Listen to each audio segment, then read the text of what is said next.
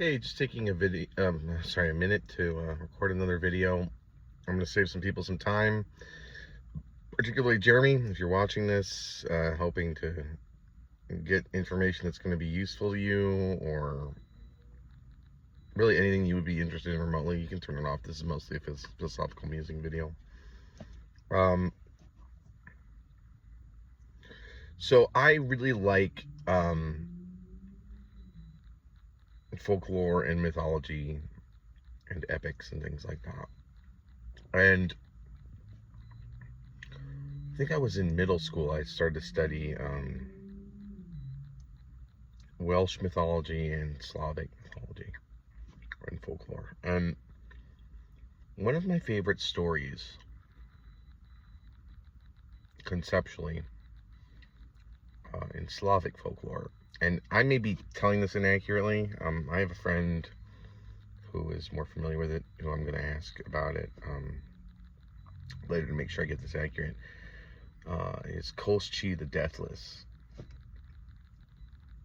So the general concept, and it's been mirrored in some pop culture stuff, and you'll probably pick up on what I'm talking about, is that Koschei is a man who hides his soul in a needle placed recursively in a series of eggs. And the reason he does this is because he becomes invincible. You could kill his body, but because his soul is elsewhere, he could resurrect. And the only way to defeat this very evil man was to find his soul in the egg and destroy it. And it's involved in the story. It's hidden somewhere very secure. Now, if this sounds familiar, it is because the character Davy Jones in the Pirates of the Caribbean movies, which many of you have seen, is probably based on this. He hides his heart in a box. Similar effect. Can't be killed. He's immortal. And I think the reason I like this story is because it's incredibly foolish. And I think about metaphorically what it means. And I think about what it means in terms of guilt.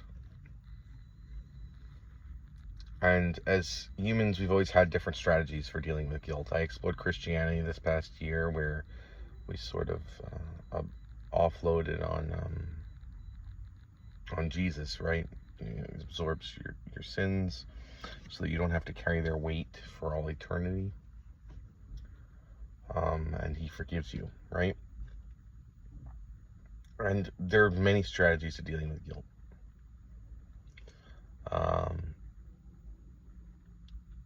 And of course, the counterpart to guilt is forgiveness, right? Like, the way you absolve guilt is forgiveness. That much is universally accepted. But where does forgiveness come from? There is only one person who can ever forgive you. It's not Jesus, but forgive you for your sins, and that is yourself.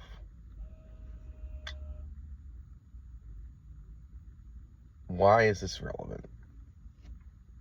Because narcissists don't have the capacity to deal with guilt in a healthy way. My family's strategy was to make me the Koschei egg. But I think they had a misunderstanding of exactly what that was. So by blaming their mistakes on me through my entire life, through their entire life, I don't really know what they thought would happen. Because those mistakes don't go away. The harm they cause doesn't go away. It just stays with me. And yes, they never have to deal with it, but there's not any less suffering in the world because you don't take the time to process your own guilt. and offload it on someone else. If you want to reduce suffering, you have to process your own guilt. Only you can alleviate the suffering that you cause. And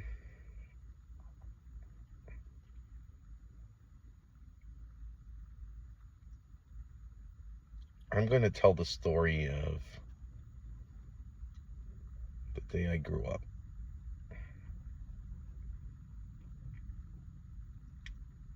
I found a document related to this in my car, in a bag of old documents, a couple months ago. Basically, the abuse from my family was escalating because it wasn't addressing the problem, right? Like, people are doing things that are toxic and they're blaming it on Aaron, but the toxicity never gets reduced or addressed, right? And so by scapegoating me, this sort of cesspool of toxicity was building in my family because no one ever got to the root of any issues. And one evening during dinner, in a particularly toxic abuse session,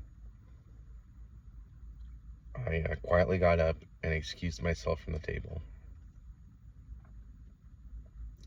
and went upstairs to hang myself.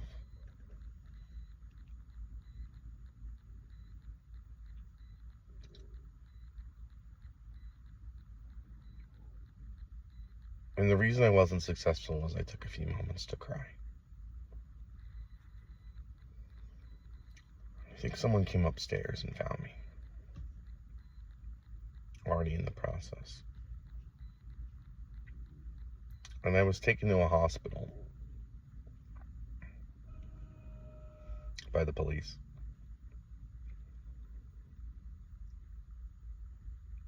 And of course, there was some language about blaming me for it, you know, before I was gone. Like, how could you do this to us? And I got word after about a week that my family was coming to see me in the hospital. And I guess I thought maybe things were going to be different from then on. I don't know what I thought. I thought they cared. They were coming to see me because they cared. I thought maybe, I don't know what I thought. But I was happy they were going to come to visit. The purpose of their visit was to tell me that I was too much of a disturbance and could never come home. And that was the day I grew up.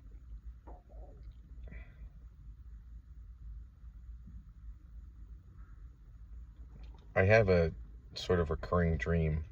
I have a lot of nightmares because of all this, but I have a dream and I'm packing my stuff in my car and I drive off to college as my family waves at me. It's a weird dream because, like, if you ask me a question like, what kind of car are you driving? I don't have the details. It's like an emotional dream.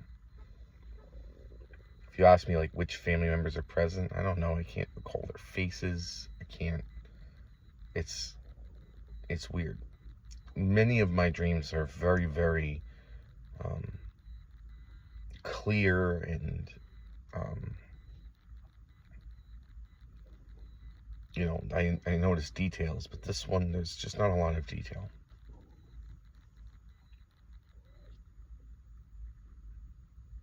And I think about that. That's an experience I never had. I think that's the way you're supposed to grow up. I think that's why I have that dream.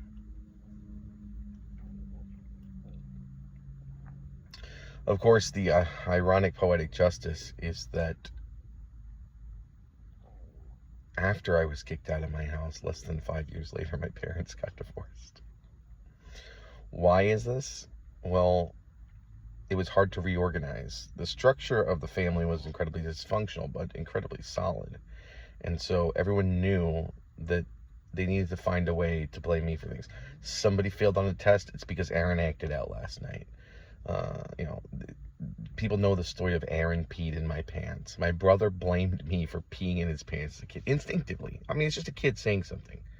But they knew, like, it's always Aaron's fault.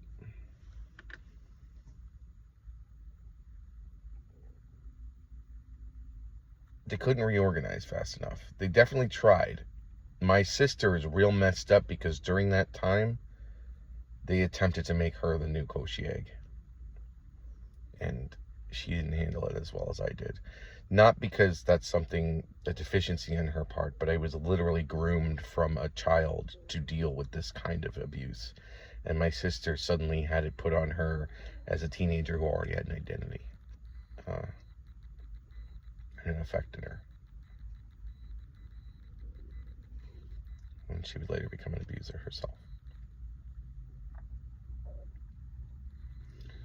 But that's the real problem, isn't it? I think about why, after all these years, they can't let me live my life. They won't be satisfied until I'm committed to a mental institution for life. Why is that? Well, I think on some level they understand that the wrongdoing doesn't go away just because they put it on me. It's still here. And when they look at me, I don't think they see me. I think they see the abuse they did to me. And I'm a reminder of how awful they are. And I don't think they like to look at that. And so the solution is to erase me, to send me away.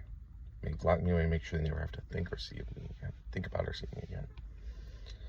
And so I'm going to wrap up this video, but I'm going to share with you the document I found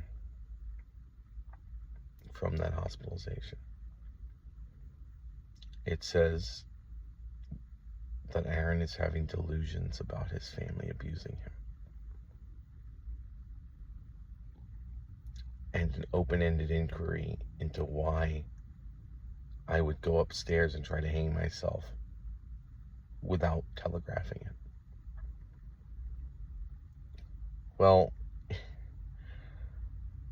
there's only a few people watching this channel, but if the person who wrote that ever watched this, which they never would, but I can answer your question. I didn't want to risk being stopped. It wasn't a cry for help. It wasn't a plea for attention. It was a last desperate act to escape hell.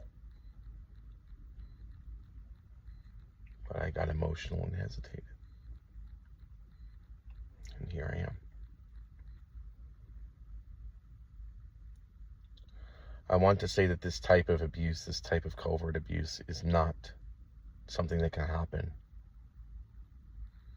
just at the will of the abusers. There were countless people who either looked the other way or were encouraged to do so and complied. We would go to family therapy sessions where people would go around the room and talk about what they didn't like about me. That was family therapy. Vent your grievances about Aaron. I believe I got a turn too. But if I were to speak up, it would just be gaslighting that anything I had to say was delusion, didn't happen. So after a while, what I would do is simply count down the minutes till the session ended and announce them in protest. And what pisses me off, I mentioned that principal of mine. He had lunch with this therapist, and the therapist brought me up. And do you know what he said? Hey, you remember that kid with the crazy family?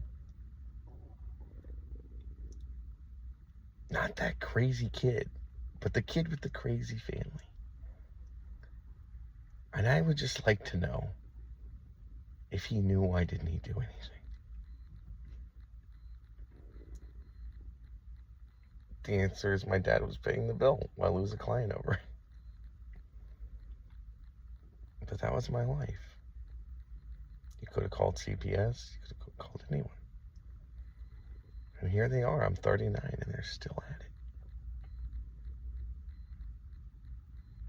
the only way they're going to stop is if they're forced to be held accountable by the law in a big enough problem that they're too afraid to do it anymore. Because that's all they respond to is fear and consequences. I hope that this mess up is big enough to end this game forever.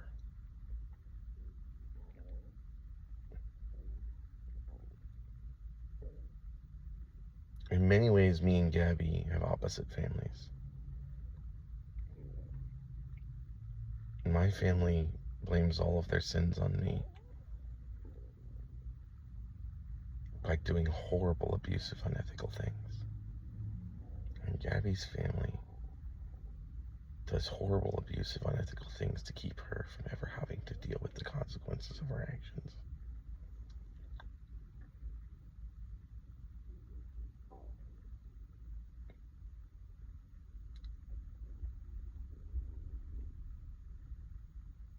It's strange.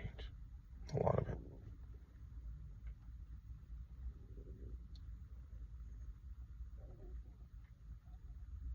I hope at least myself and her can live normal lives as best as we can. Separately, of course. I don't want her anywhere near me. And she will answer for having cost me my job at the Cape. But maybe this is a wake-up call. Maybe she can turn it around. I hope her father goes to prison.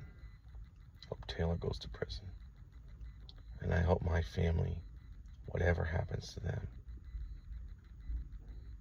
that they finally have to accept reality about what they did to me. But they can't because they're narcissists. And so the best possible outcome is what we saw with Jeremy in the comments the other day. The individuals responsible desperately trying to convince everyone else that their narrative is the case. But everyone's sort of knowing better at that point.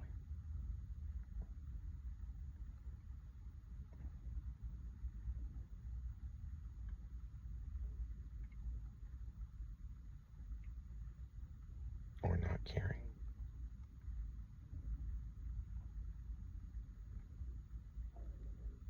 Because that's the reality of it.